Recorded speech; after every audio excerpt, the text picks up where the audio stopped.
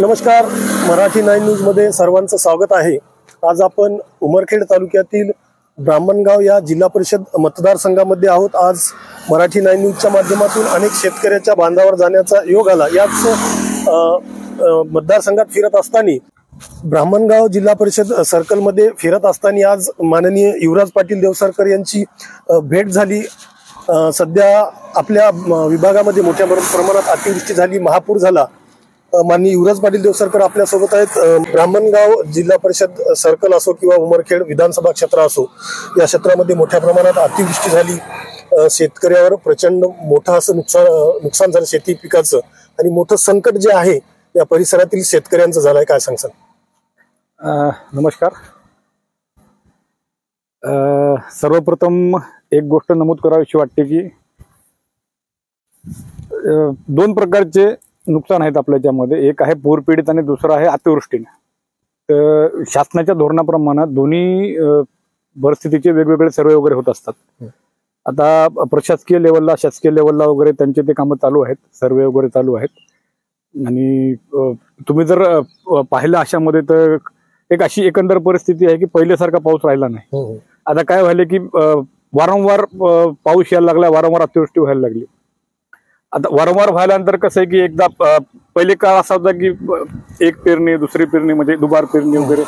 आता आजकाल नेमकं करावं काय ते पण समजत नाही, कारण पाऊस एकदा 4-5 दिवस थांबला की परत जास्त प्रमाणात पडतो, परत 4-5 दिवस थांबतो, परत जास्त प्रमाणात पडतो। आपण पाहतो की जवळपास 15 ते 16 ऑगस्टला पावसाला सुरुवात झाली आणि आज सप्टेंबर महिन्याची 15 तारीख आहे। सतत 1 महिना जे आहे पाऊस झाला, तर ओला दुष्काळ वगैरे जाहीर शासनाने करावं अशी काय मागणी राहील तुमची? नाही, आमची तर मागणी अशीच आहे शासनाकडे की ओला दुष्काळ जाहीर करण्यात यावा।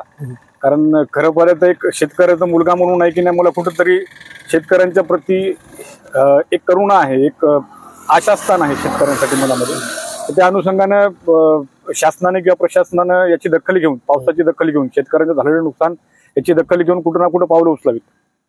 आपण पाहतो की नदी आणि नाल्यानंतर मोठ्या प्रमाणात शेत पिकाचं नुकसान झालं, परंतु जे इसापूर धरणामधून जे पाण्याचं अतिरिक्त जे सोडलं पाणी, त्यामुळे सुद्धा प्रचंड प्रमाणात मला याच्यावर थोडंसं विस्तृत मध्ये बोलायला आवडेल। ऍक्च्युली काय आहे की इसापूर धरणाचं पाणी, आता कसं आहे, प्रत्येक धरणाला एक राखीव कोटा असतो। धरणासाठी एक राखीव कोटा कशासाठी असतो? तो उन्हाळ्यामध्ये पिण्यासाठी पाणी म्हणून जे काही समजा त्या नदीकाठचे गाव आहेत त्या लोकांना किंवा त्या शेतीला पिण्याचं पाणी किंवा शेतीचं पाणी राहावं म्हणून एक राखीव कोटा असतो। तर उन्हाळ्यामध्ये तो राखीव कोटा सोडण्यात येत नाही। आता काय नेमकं त्याच्यामध्ये काय कुणाच्या काय अधिकारी लोकांचे काही नफेखोरी असते, काही वाळू माफियांसोबत काही असेल किंवा काही असेल, तो वेगळा भाग। पण ते जर पाणी तेव्हा जर समजा विसर्ग झालं, तेव्हा जर ते पाणी सोडण्यात आलं तर वरून ते पाणी पडते पावसाळ्यामध्ये, त्या पाण्याला की नाही कुठेतरी स्टोअर करण्यासाठी जागा असते। आता कसं होतं की उन्हाळ्यामध्ये ते पाणी सोडण्यात येत नाही, त्यामुळं ऑलरेडी ते पाणी असते वरून पुन्हा पडणारं पाणी। मग पावसाळ्यामध्ये पाणी झालं, अतिवृष्टी झाली की ते पाणी सोडण्यामध्ये येतं, आणि ते पाणी सोडल्यानंतर नदीकाठच्या गावांचं आणि तिथल्या लोकांचं नुकसान होतं। इसापूर धरणाचा फायदा कमी आणि तोटा जास्त आपल्या मतदारसंघात आहे असं वाटत नाही का तुम्हाला? 100%। आपण थोडंसं पॉइंट वाईज जाऊयात, थोडं इलॉबरेट करू त्याला। विषय असा आहे की जे पाणी इसापूर धरणातनं जातं, आपल्याकडनं जे काही कालवे वगैरे निघलेत, तर त्याचा आपल्याला खूप कमी उपयोग आहे। वास्तविक पाहता इसापूर धरणाचं पाणी जे विदर्भाला जास्त फायदा व्हायला पाहिजे होता, त्याचा सगळ्यात जास्त फायदा हा नांदेड मराठवाड्यामध्ये होतोय। कारण त्यांनी त्या पद्धतीची आहे की नाही इरिगेशन सिस्टीम त्यांनी केलेली आहे, जी आपल्याकडे व्हायला पाहिजे होती। वास्तविक पाहता तुम्ही जर उतार बघितला तर सगळा उतार पूर्ण विदर्भामध्ये आहे, पण तिकडं चढाईमध्ये पाणी नेलं जातं। आता हे आदरणीय शंकरराव चव्हाण साहेबांची दूरदृष्टी होती, त्यांनी त्यांचा भाग बरोबर सुपीक केलाय। आमच्या इकडच्या नेत्यांना थोडंफार तसं डोक्यामध्ये यावं, थोडीफार तशी अल्प प्रमाणात का असेना तशी बुद्धी यावी, आणि आमच्याकडच्या लोकांचं सिंचन चांगल्या पद्धतीने व्हावं असं त्यांनी काम करावं। हेच धागा पकडून आता जे सहस्त्रकुंड जलविद्युत प्रकल्पाची मान्यता मिळाली, आणि आवश्यकता नसताना विभागाच्या नेत्यांनी किंवा हिमायतनगरच्या नेत्यांनी त्याची मागणी केली, परंतु जे प्रचंड विरोध या सहस्त्रकुंड प्रकल्पाला, जलविद्युत प्रकल्पाला होत आहे, याविषयी तुमचं मत आहे? सर्वप्रथम मी तर त्याचा विरोधच करत आहे। माझी स्वतःची जमीन चाललेली आहे, आमची स्वतःची जमीन चालली असल्यामुळे विरोध करतो हा विषय नाही। पण एक जुना काळ होता, आमचे चुलत आजोबा कैलासवासी केशवराव पाटील देवसरकर, माझे सख्खे आजोबा विठ्ठलराव पाटील देवसरकर आणि त्यांच्या मित्रमंडळींनी वगैरे त्या काळामध्ये एकदा धरण रद्द केलं होतं 1965-66 साली। आणि काल परवा परत एकदा ते काँग्रेस सरकारच्या काळामध्ये धरण होण्याचं चालू होतं काहीतरी, त्यावेळी सुद्धा आमच्या वडिलांच्या वयाच्या लोकांनी वडिलांनी वगैरे त्या काळी विरोध केला. आणि आज परत एकदा संघर्ष, हे दोन संघर्ष मी माझ्या डोळ्यांनी बघितले, माझ्या वडिलांचा आणि माझा, जुना काही बघितला नाही. पण हे किती दिवस चालणार आहे याचा प्रश्न कुठेतरी जटिल होत चाललाय. मुख्यतः काय होतं की एखादी फाईल बंद केली म्हणजे ती फाईल प्रामुख्याने बंद होती का? कारण जर फाईल बंद होत असेल तर मग परत 10-15 वर्षानं 20-25 वर्षानं का उघडते? आणि कसं आहे की लोकांना काय पाहिजे हे जर तुम्हाला कळलं ना, तुम्हाला मतदान मागायची गरज नाही, कुणाला भेटायची गरज नाही, हाजी करायची गरज नाही. विषय काय येतो की इतके अनेक प्रॉब्लेम आज रोजी चालून आहेत. रस्त्यावर खड्डे आहेत, त्या रस्त्या आता तुम्ही जर तिकडचं चातारी देवसरी चातारी उंचवड त्या भागात जर तुम्ही गेलात, तुम्हाला रस्ता म्हणजे तुम्हाला बघण्यासारखा रस्ता आहे. माझी वाईट घेण्यापेक्षा माझी इच्छा की तुम्ही प्रामाणिकपणे तिथे जाऊन तिथलं एखाद्या फोटो काढून तुम्ही तिथली एखादी बातमी घेऊन कव्हर करा, जेणेकरून तिथले कामं तरी होतील. त्या लोकांना उद्या जर एखादी माता भगिनी जर डिलिव्हरीला आली तर ते मला वाटत नाही की उमरखेडला दवाखान्यापर्यंत पोहोचेल, इतकी बेकार अवस्था आहे. अहो, युवकांच्या हाताला कामधंदे नाहीत, आज युवक बेरोजगार आहे, तो प्रश्न जटिल आहे. हे इतके सारे प्रश्न असताना तुम्ही सस्त्रकुंडचं म्हणजे भूत झाडावर तर कशाला अंगावर घेतलं, मला हा एक प्रश्न पडतो. एकंदरीत एखादा जर धरण हा सारखा एखादा प्रकल्प होतो त्यावेळेस त्या जमिनीची पोत, तिची जे कसदारपणा, या सगळ्या गोष्टी चेक केल्या जातात. परंतु मतखंडातील जी जमीन आहे अतिशय सुपीक आहे, पण त्या जमिनीवर सहस्त्रकुंड प्रकल्पाचा घात का घातला जातो याविषयी काय मत आहे? नाही, आता हे तुमचा प्रश्न म्हणजे खूप मुलातोलाच आहे.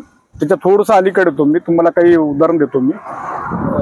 आता हे आमदापूरचं धरण झालं, लोकांची समजा एखाद्या माणसाची 10 एकर गेली, त्याला परत ती घडली का, हा पहिला प्रश्न आहे.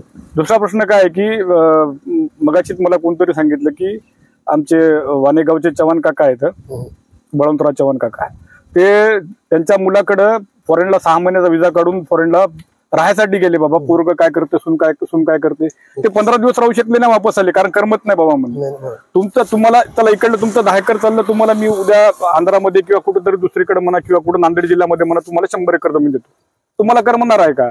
तुमचं त्याचं गावगाडा सोडून सगळ्या गोष्टी सोडून. आणि जी जमीन तुमच्या वडिलोपार्जित, तुमच्या पूर्वजांनी जी जमीन कसली राखली आतापर्यंत, त्याच्यामध्ये जे काही पिकवलं, तुम्हाला जगवलं जे काही, ते कसे सोडणार आहात तुम्ही? एकंदरीत सहस्त्रकुंड विद्युत प्रकल्पाचा पुढचा लढा काय असेल आणि शेतकऱ्यांनी कशापुढे आतापर्यंत त्यांनी बऱ्याच प्रमाणामध्ये सभा वगैरे आयोजित केलेल्या आहेत, पण मला वाटतं की शांततेच्याच मार्गाने करायचं. पण मला वाटतं की शांततेच्या मार्गाने सुद्धा करत असताना थोडीशी तीव्रता त्याच्यामध्ये असायला हवी. कारण आजपर्यंत आम्ही काय सभाच खेळलोय, आता कुठेतरी खऱ्या अर्थाने की नाही शांततेत रस्ता रोखू, ते कायम म्हणजे 3-4 दिवसासाठी होईल, 10-15 दिवसासाठी होईल, किंवा मग एखादं उच्च पातळीचं आंदोलन म्हणा, हे आपल्याला आहे की नाही हातामध्ये घेऊन करावं लागणार आहे. त्याच्यात थोडीशी तीव्रता तुम्हाला दाखवावीच लागणार आहे. आता काल परवा तिथं निर्णय घेतला की सहस्त्रकुंड धरणाच्या समर्थकांना गावात बंदी कशाला, त्याला घराच्या बाहेर निघू देऊ नका. जे काही 40-44 गावं आहेत त्या गावातले 2-2 माणसं जरी समजा आमदाराच्या घरी थांबले, मग हातगावचे असो का उमरखेडचे असो, बाहेर निघू द्यायचं नाही.